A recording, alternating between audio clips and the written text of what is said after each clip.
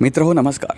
वारकरी आणि पवारकरी याच्यामध्ये फक्त एका पचा फरक आहे, पण त्यांच्या वृत्तीमध्ये, त्यांच्या रोजच्या आचरणामध्ये केवढा जमीन आसमानाचा फरक आहे हो.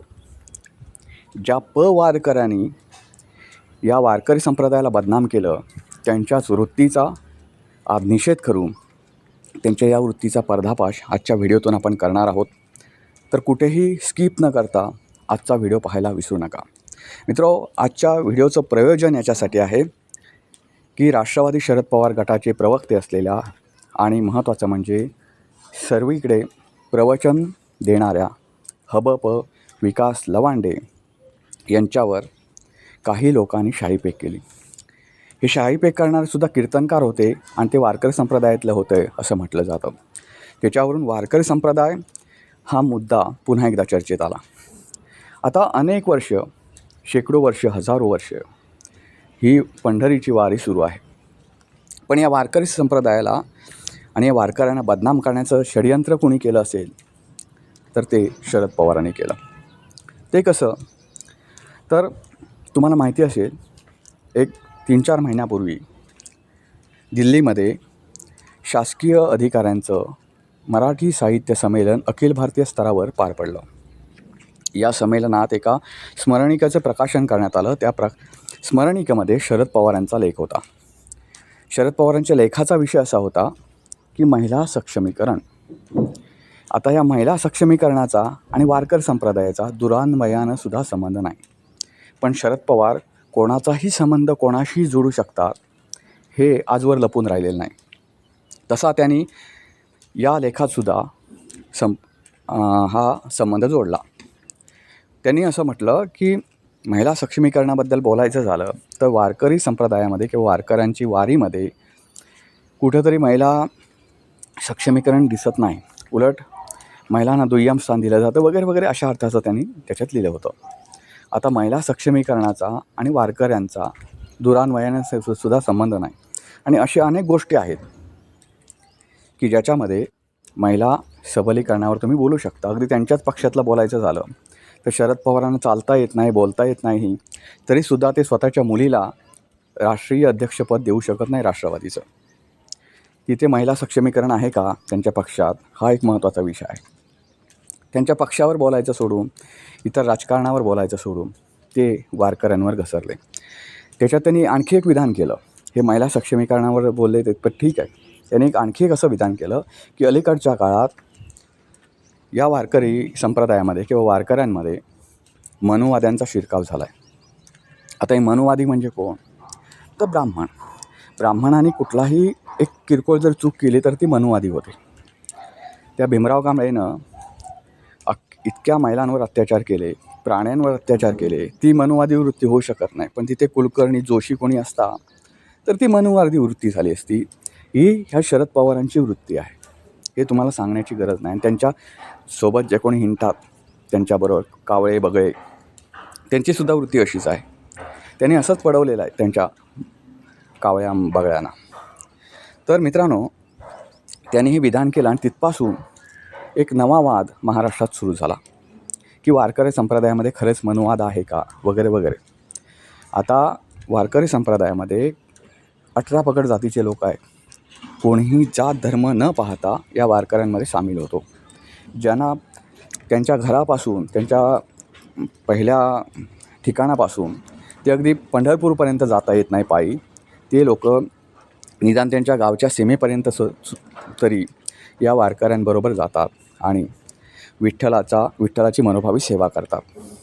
मित्रो, सांगायचं झालं तर इतके वर्ष ही वारी कोणत्याही वाद वितंडाशिवाय सुरू आहे.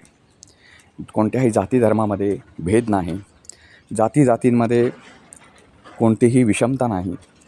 सर्वजण पंढरीच्या विठुरायाच्या दर्शनाच्या ओढीसाठी आसुसलेले असतात. तरीसुद्धा यांच्यामध्ये जातीचं विष कसं कालवलं जाईल हे शरद पवारांनी या 2-4 वाक्यातून किंवा एका परिच्छेदातून त्याच्या दृष्टीनं त्यांनी लिखाण केलं. मित्र, त्यानंतर जे वाद सुरू झाले ते आता विकास लवांडे यांच्यावर शाई फेकण्यापर्यंत आले. तिथपासून वारकरी संप्रदायाला बदनाम करण्याचे त्यांच्या कावळ्या बगळ्यांनी अनेक प्रयत्न केले. त्यांचे अमोल मिटकरी आता त्यांच्या पक्षात जर नसले तरी वृत्ती त्यांचीच आहे.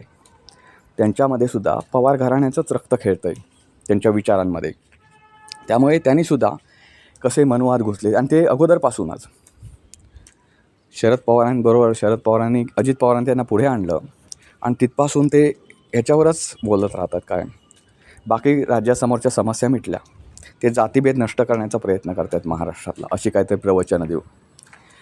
या पवारांच्या कावळ्या बगळ्यांना एवढी अक्कल नाही की तुमच्या या विधानांमुळे जातीभेद वाढतो आहे, कमी नाही होत आहे.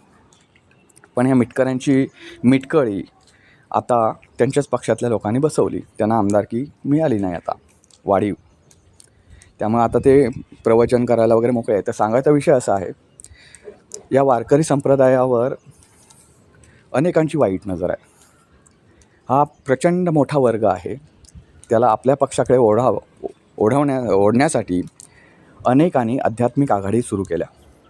भाजपची आध्यात्मिक आघाडी आली, राष्ट्रवादीनं लगेचच आध्यात्मिक आघाडी केली आणि त्यांच्या वारकरी संप्रदायातलाच कोणीतरी एक बसवावा त्याच्यावर आणि मग ती आध्यात्मिक आघाडी वाढीस लागावी, त्याच्यात राजकारण घुसवावं. तुम्हाला माहिती असेल मित्रांनो, अगदी सुरुवातीच्या काळात आपण जेव्हा कॉलेजमध्ये वगैरे होतो त्यावेळी अखिल भारतीय विद्यार्थी परिषद अशी एकच विद्यार्थी परिषद होती. आता त्या कॉलेजमध्ये सुद्धा पक्षांच्या वेगवेगळ्या संघटना झालेल्या आहेत विद्यार्थ्यांच्या. का तर हा तरुण वर्ग आपल्याकडे कॅप्चर करता यावं, हे वेगवेगळे सेल काढणं, आघाड्या काढणं पक्षाच्या, ही एक लागलेली कीड आहे. म्हणजे जिथे राजकारण नाही तिथं राजकारण घुसवायचं आणि तिथे वाळवी लागायची, तिथल्या मूळ विचारांना वाळवी लावायची. हा एक राजकारणाचा प्रघात झालेला आहे. तसंच या आध्यात्मिक आघाडी वेगवेगळ्या पक्षांनी काढली. तर हे विकास लवांडे जे आहेत ते राष्ट्रवादी शरद पवार गटाचे प्रवक्ते आहेत. तरीसुद्धा ते प्रवचनं वगैरे देतात.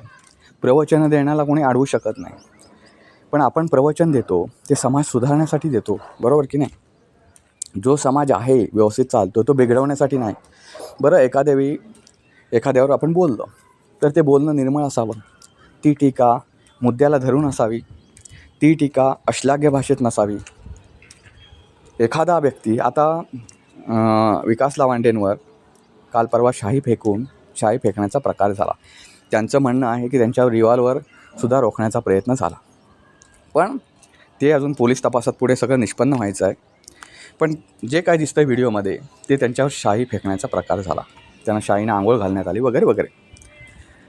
असं असताना या गोष्टीचा तर निषेधच केला पाहिजे.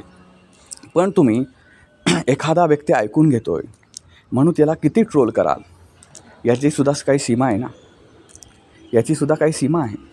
तुम्ही जर रोजच सकाळी उठल्यापासून जी प्रवचनं देता त्या प्रत्येक प्रवचनात जर त्याला ट्रोल करीत गेले तर त्यांची जी अनुयायी आहे, त्यांची जी लोकं आहेत ते तुमच्या विरोधात आक्रमक झाल्याशिवाय शक्यच नाही ना. तुम्हीसुद्धा होता, तुमचं रक्तसुद्धा सळसळतं. तुमचं म्हणजे विकास लवांडेबद्दल नाही बोलत, पण त्यांच्या पक्षातल्या लोकांचं. जितेंद्र आव्हाड यांनी किती जणांना मारहाण केले हो एवढ्या गोष्टीसाठी.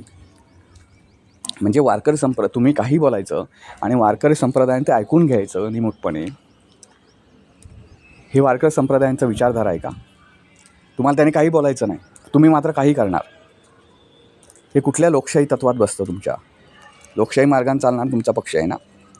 तुम्ही टीका करा आणि त्याच्यावर जर ती टीका एक फक्त सभ्य भाषेत असावी, ती वारंवार नसावी. तुम्ही एकालाच ट्रोल का करता? ते समाजात अनेक गोष्टी आहेत ज्याच्यावर तुम्हाला प्रवचन देता येतं, ज्याची तुम्हाला उदाहरणं देता येतात. कुठल्याही एका विषयावर एकाच व्यक्तीचं उदाहरण का बरं देता? प्रत्येकाचे अनुयायी आहेत, चांगला माणूस असो की वाईट माणूस असो, प्रत्येकाचे अनुयायी आहेत. तुमच्या शरद पवारांवर जर अश्लाघ्य भाषेत कुणी टीका केली तर तुमचं रक्त खवळतं ना. तसंच इतरांचं खवळतं. तुम्ही ते ॲक्सेप्टच केलं पाहिजे ना.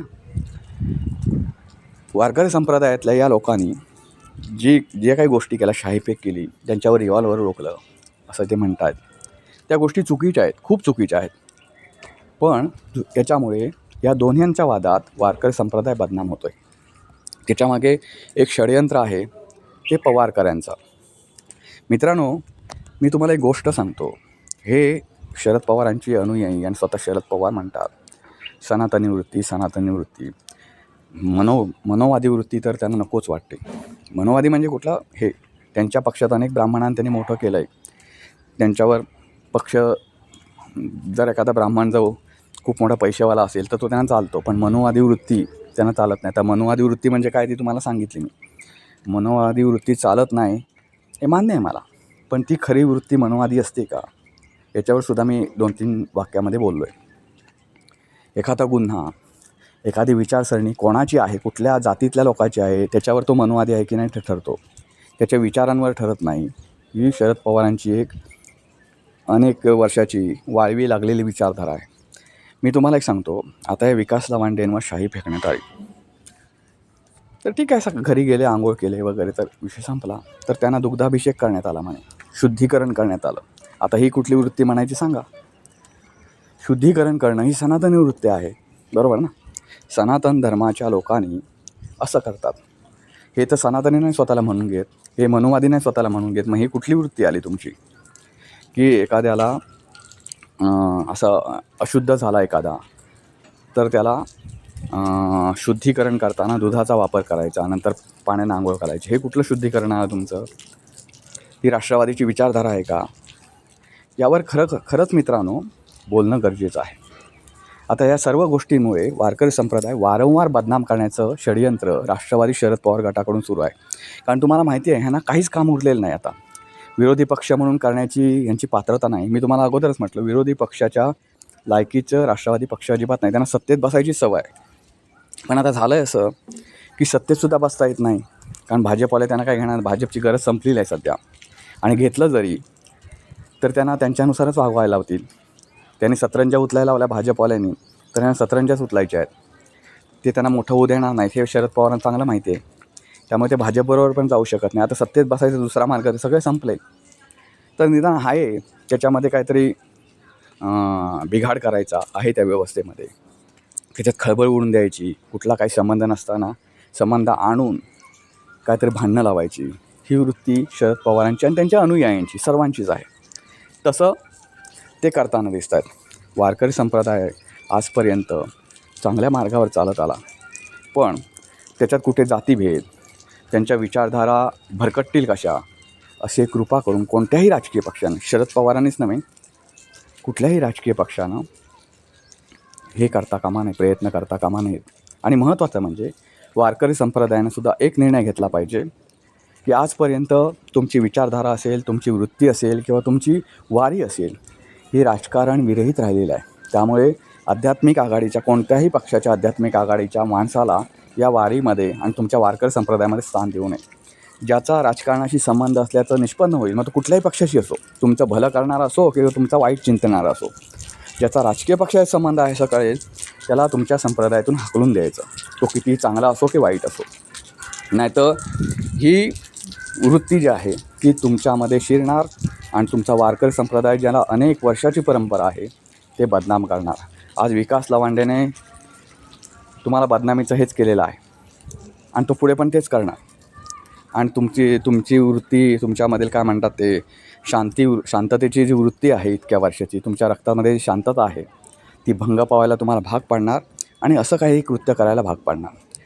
त्यामुळे तुम्ही अशी वृत्ती तुमच्यामध्ये शिरणारच नाही, तुमच्या वारकरी संप्रदायामध्ये येणारच नाही, याची काळजी तुमच्या नेत्यांनी, तुमच्या जे कोणी पदाधिकारी आहेत त्यांनी आवर्जून घेतली पाहिजे.